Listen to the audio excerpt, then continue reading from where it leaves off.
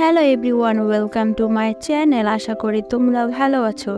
প্রতিটি মানুষের জীবনে প্রেম আসে, আর যদি সেই প্রেমটা তার বেস্ট ফ্রেন্ডকে দেখে হয় তাহলে কেমন হয়। এমন একটা মুভি এক্সপ্লেন করতে যাচ্ছি যে কিনা তার বেস্ট ফ্রেন্ডের প্রেমে আসক্ত হয়ে পড়ে। তো চলো আর দেরি না করে শুরু করা যাক। মুভির শুরুতে আমাদের নায়িকা চিজিকে দেখানো হয়, আর তার অপর পাশে আমাদের নায়ক দোয়ানকে দেখানো হয়। তারা দুজন ছিল বেস্ট ফ্রেন্ড এবং তারা দুজন স্কুলে যাচ্ছিল। চিজি দোয়ানকে খুবই পছন্দ করত। এর পরের সিনে দেখানো হয় স্কুলের মর্নিং শিফটে এক্সারসাইজে জেরি নামে একটি মেয়ে জ্ঞান হারিয়ে ফেলে, আর দোয়ান তাকে কাঁধে করে স্কুলের মেডিকেল রুমে চিজের কাছে রেখে আসে। আর জেলি উঠে বসে আর বলে, স্কুলের মর্নিং শিফটের এক্সারসাইজ আমার একদম ভালো লাগে না, তাই আমি জ্ঞান হারিয়ে ফেলার নাটক করেছিলাম। এরপর জেলি তাকে আরও বলে, আচ্ছা তুমি কি দোয়ানকে পছন্দ করো? তোমরা নিশ্চয়ই গার্লফ্রেন্ড বয়ফ্রেন্ড, তাই না? এতদিনে হয়তো তোমরা একে অপরকে কিস করেছো।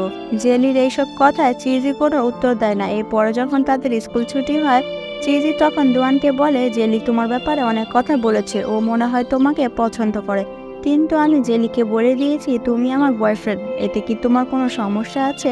দোয়ান তখন তার উত্তর বলে, আমার কোনো সমস্যা নেই, যা ইচ্ছে তাই বলো। এই কথা বলে সেখান থেকে চলে যায়। এতে আমরা বুঝতে পারি দোয়ানের মেয়েদের প্রতি কোনো ফিলিংস নেই। এর পরের সিনে দেখানো হয় ওই স্কুলে লি নামে একজন নতুন ম্যাডাম আসে, আর ম্যাডামকে দেখে দোয়ান খুব পছন্দ করে ফেলে। তাই ম্যাডামের চোখের নজরে আসার জন্য ম্যাডামের ওই সাবজেক্ট নিয়ে সে খুব ভালো করে পড়াশোনা করত। এরপরে একদিন ম্যাডাম তাদের সবাইকে বলে হাই স্কুলের এক্সপেরিমেন্টস হিসেবে একটি রচনা লিখে আনতে, কিন্তু দোয়ান হাই স্কুলের এক্সপেরিমেন্টস রচনা লেখার বদলে সে তার ম্যাডামের ছবি অঙ্কন করে নিয়ে আসে আর বলে, ম্যাডাম আপনি আমার হাই স্কুলের সবচেয়ে বড় এক্সপেরিমেন্টস। ম্যাডাম দোয়ানের কথা শুনে সে বুঝতে পারে দোয়ান তার সাথে ফ্লার্ট করছে। এর পরের সিনে দেখানো হয় জেলি দোয়ানকে বলে, তুমি একটা বোকা মেয়ের সাথে কিভাবে রিলেশনে আছো? আচ্ছা তুমি কি সত্যি ওই মেয়েটার সাথে রিলেশনে আছো?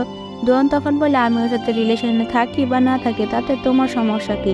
আমার ভালো লাগে তাই আমি ওর সাথে এই কথা বলি। এর পরের সিনে দেখানো হয় দোয়ান তার ম্যাডামকে ফলো করে, আর চিজ এখানে দোয়ানকে ফলো করতে থাকে। এরপরে একটা সময় তারা লেকের পাশে গিয়ে পৌঁছায়। সেখানে প্রচুর বৃষ্টি হচ্ছিল, তাই দোয়ান একটা ছাতা বের করে তার ম্যামের মাথায় ধরে, আর এই সব দূর থেকে চিজ দেখছিল আর সে জিলাস ফিল করছিল। দোয়ানের ম্যাডাম বলে, আমি একটা সময় এই লেকের পাশে আসতাম আমার এক ফ্রেন্ডকে নিয়ে। দোয়ান তখন জিজ্ঞাসা করে, আপনার ফ্রেন্ড কি ছেলে ছিল না মেয়ে ছিল? তার ম্যাডাম বলে, আমার ফ্রেন্ড ছিল একটি মেয়ে এবং তার সাথে এখন আমার আর যোগাযোগ নেই। এই কথা বলে দোয়ানের ম্যাডাম এখান থেকে চলে যায়। এরপর রাতের বেলায় দোয়ান চিজের বাড়িতে আসে ডিনার করার জন্য। আসলে দোয়ানের আপন মা ছিল না, সে তার সৎমা আর বাবার সাথে থাকতো। দোয়ান তার সৎমাকে একদম পছন্দ করতো না, তাই সে প্রায় সময় চিজের বাড়িতে এসে ডিনার করে যেত। আসলে দোয়ানের মা আর চিজের মা ছিল বেস্ট ফ্রেন্ড। তারা দুজনে একটি ছেলেকে পছন্দ করত, আর সেই ছেলেটি হলো দোয়ানের বাবা। তারা আগে দোয়ানের বাবাকে দুজনেই পছন্দ করত, কিন্তু একটা সময় দোয়ানের মা মারা যায়, আর সেই পর থেকে দোয়ানের সকল ধরনের দেখাশোনার দায়িত্ব নিয়েছিল চিজের মা। তারপর থেকে সে তাকে দেখাশোনা করে, আর তাই দোয়ানও মাঝে মধ্যে তাদের বাসায় এসে খেয়ে যেত।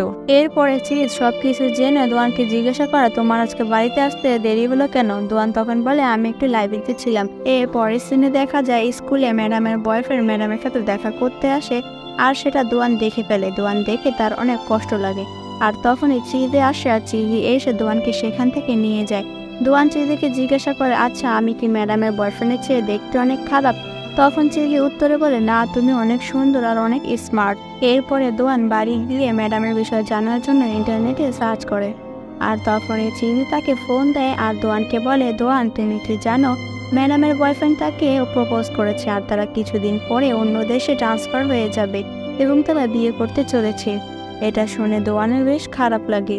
এরপরে যখন দোয়ান স্কুলে যায় সেদিন দেখে তার ম্যাডামটি তাদের ক্লাস নিতে আসেনি। তার জন্য সে তার অফিস রুমে খোঁজ নিতে যায়, আর দেখে ম্যাডাম আজকে স্কুলে আসেনি। এটা দেখে দোয়ানের খুবই কষ্ট লাগে।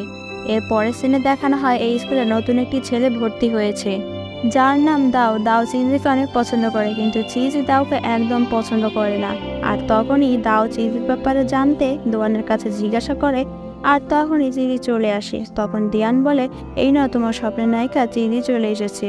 দোয়ানের মুখে এইসব কথা শুনে চিজি দোয়ানের সাথে অনেক রাগ দেখায়। এরপরে জেলি চিজিকে বলে, তুমি কি জানতে চাও দোয়ান তোমাকে ভালোবাসে কিনা? চিজি তখন বলে, এটা কিভাবে সম্ভব? জেরি তখন বলে আমি ওর কাছে যাব আর ওকে আমাকে কিস করতে বলবো। ও যদি কিস করে তাহলে মনে করবে ও তোমাকে ভালোবাসে না। এরপরে দোয়ানকে এক্সপেরিমেন্ট করার জন্য স্কুলের হলে দোয়ানকে ডেকে নিয়ে আসা হয় আর চিজি দূরে থেকে লুকিয়েছিল। আর তখনই জেলি আসে আর দোয়ানকে বলে আমি সত্যিই তোমাকে খুব পছন্দ করি আর তুমি এখন আমাকে কিস করবে। আর সাথে সাথে একটা কেচি দিয়ে দোয়ানকে ভয় দেখায় যাতে সে তাকে কিস করে। চিজি তখন দূর থেকে ভালো করে কিছুই দেখতে পারছিল না। সে মনে করছিল দোয়ান হয়তো জেলিকে ভালোবাসে আর তারা কিস করছে। চিজি তখন বাইরে গিয়ে ভাবে দোয়ান হয়তো জেলিকে সত্যিই ভালোবাসে আর কিছুক্ষণ ওখানে থাকলে তারা মনে হয় কি না কি করে ফেলতো। আর তখনই দাওর সাথে চিজির দেখা হয়ে যায় আর দাও চিজিকে ম্যাঙ্গো শেক দেয় আর চিজি সেটা নিয়ে বাড়ি ফিরে আসে। চিজির বাড়ি আসলে চিজির মা কিছু টাকা দেয় আর বলে এটা দোয়ানকে দেওয়ার জন্য। এর পরের সিনে দেখানো হয় দোয়ানের সৎ মা বাড়িতে কিছু লোক নিয়ে এসেছে বাড়িটি বিক্রি করার জন্য। আসলে তাদের অনেক ঋণ রয়েছে, তাই ঋণ পরিশোধ করার জন্য এই বাড়িটি তাদের বিক্রি করতেই হবে। কিন্তু দোয়ান বলে এই বাড়িতে আমার মায়ের অনেক স্মৃতি রয়েছে, আমি এই বাড়িটি বিক্রি করতে দিব না। এটা বলে সে এখান থেকে চলে যায়। এর পরের সিনে দেখা যায় দোয়ানকে কেউ ফোন করে বলে তার বাবা কোনো একটা ঝামেলায় ফেসে গেছে। তখন দোয়ান সেখানে গিয়ে তার বাবাকে ছাড়িয়ে নিয়ে আসে। এর পরের সিনে দেখানো হয় দোয়ানের সৎ মা চিজিদের বাড়ি আসে আর চিজিদের বাড়ি এসে অনেক কিছু ভাঙচুর করে, কারণ দোয়ানের সৎ মা মনে করেছিল দোয়ানের বাবার সাথে চিজির মায়ের অবৈধ সম্পর্ক চলছে আর দোয়ানের বাবা দোয়ানের সৎ মায়ের সাথে কিছুই শেয়ার করে না। এই কারণে সে চিজিদের বাড়ি এসে অনেক কিছু ভাঙচুর করে আর চিজি এতে অনেক ভয় পেয়ে যায়। এরপরে দোয়ানের মা সেখান থেকে চলে যাওয়ার পরে চিজিদের বাড়িতে দোয়ান আর দোয়ানের বাবা আসে। তখন চিজি রেগে গিয়ে চিজির মাকে বলে তুমি কেন এদেরকে আমাদের বাসায় নিয়ে আসো, এরা নিজেদের সাথে তোমাকে ব্যবহার করে।